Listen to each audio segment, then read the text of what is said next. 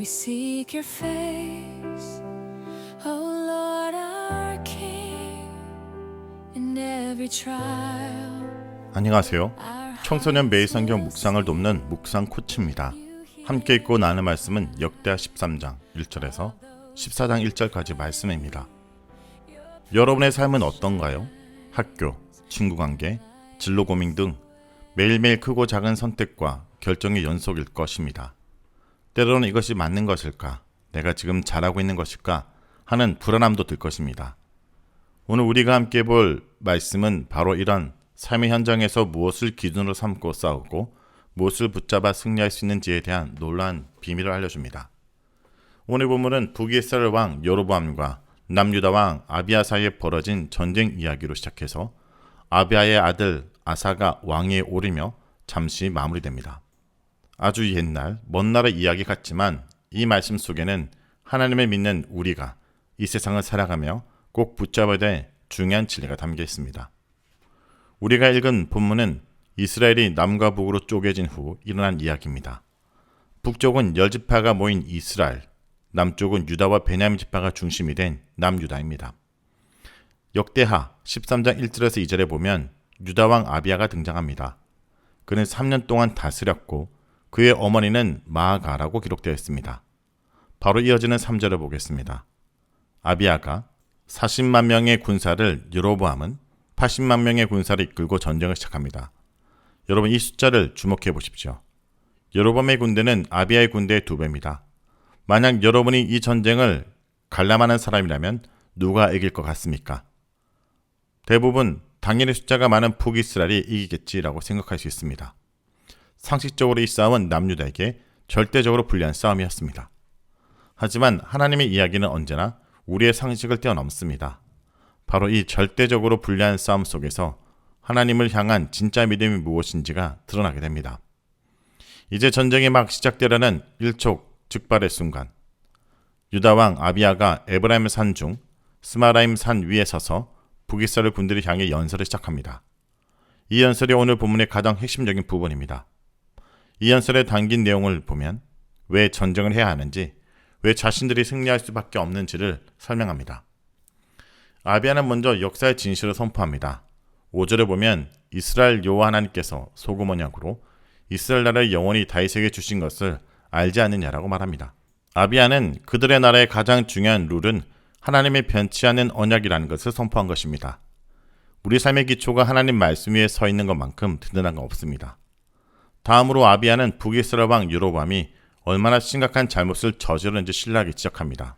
6절과 7절을 보면 여로보암은 다윗의 아들 솔로몬의 신하였지만 반역을 일으켜 북이스라엘을 세웠다는 것입니다. 그를 따르는 자들은 불량배들, 즉 쓸모없는 그리고 가치없는 사람들이었다고 말합니다. 8절에서 9절은 여로보암의 가장 큰 죄는 정책 이유로 종교를 변절시킨 것이라 말합니다. 그는 백성이 예루살렘 성전에 가지 못하도록 금송아지 우상을 만들어 배달가단에 세웠습니다. 그리고 레인이 아닌 누구든지 돈을 내는 사람을 제상으로 세웠습니다. 이건 하나님이 정하신 질서를 완전히 파괴한 행위입니다.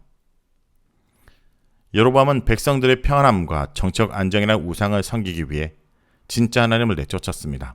이렇게 아비야는 북이스라엘 제약을 지적한 후 남유다가 왜 전쟁에서 승리할 수밖에 없는지 선언합니다. 유다의 강점은 40만 명의 군사가 아니라 바로 하나님이 우리와 함께 하신다는 사실입니다. 이 전쟁은 숫자의 싸움이 아니라 하나님께 속한 자와 하나님을 떠난 자의 싸움입니다. 이 전쟁은 진짜 예배와 가짜 예배의 싸움이었습니다. 아비야의 연설에도 불구하고 여로보암은 비열한 방법으로 유다를 공격합니다. 하지만 결국은 유다가 승리하게 됩니다.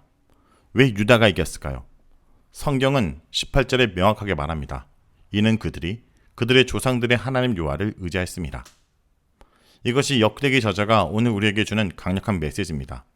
아무리 숫자가 적고 아무리 상황이 불리해도 하나님의 언약을 붙잡고 하나님께 부르짖으며 정결한 예배를 드린 자에게는 하나님이 친히 우두머리가 되셔서 승리를 안겨주신다는 것입니다.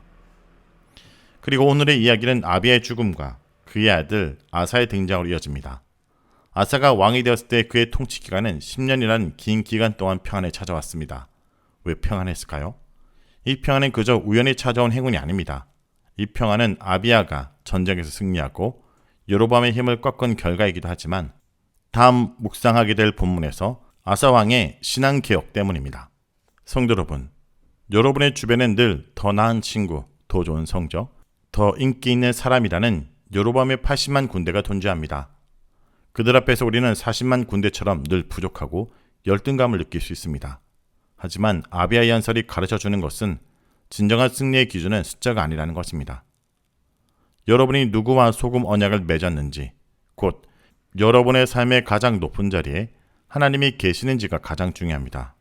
여러분의 통장 잔고, 내신 성적, 인스타그램 팔로워 수가 여러분을 정의하지 않습니다.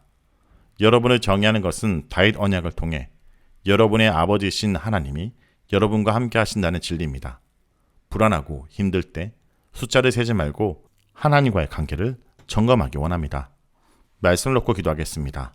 주님, 오늘 말씀을 통해 우리의 싸움이 숫자의 싸움이 아니라 하나님을 의지하는 믿음의 싸움임을 깨닫게 하심을 감사드립니다. 북이스라엘 80만 대군 앞에 두려워하지 않고 다윗과 언약과 주님의 인자하심을 선포했던 아비야의 믿음을 저희에게도 허락하여 주옵소서. 주님, 저희는 매일 여로보암의 유혹과 마주합니다. 세상의 인정을 받고 싶은 마음, 남들보다 더 편안하게 살고 싶은 욕심이라는 금송아지 우상을 은밀하게 세우고 주님을 배반하려는 연약한 마음이 저희 안에 있습니다. 주님, 저희의 눈을 열어주셔서 가짜 예배와 가짜 평안을 쫓지 않도록 인도하여 주옵소서. 저희가 학업, 친구관계, 미래에 대한 불안함으로 앞뒤가 포위된 것처럼 절망적 순간을 마주할 때 세상의 방법 대신 유혹에 부르짖는 믿음을 선택하게 하여 주옵소서. 제사장들이 나팔을 불었던 것처럼 저희도 주의 말씀을 붙들고 간절히 기도하는 주의 백성이 되게 주님 도와주옵소서. 예수의 이름으로 기도합니다. 아멘. Above all, those who worship, those who see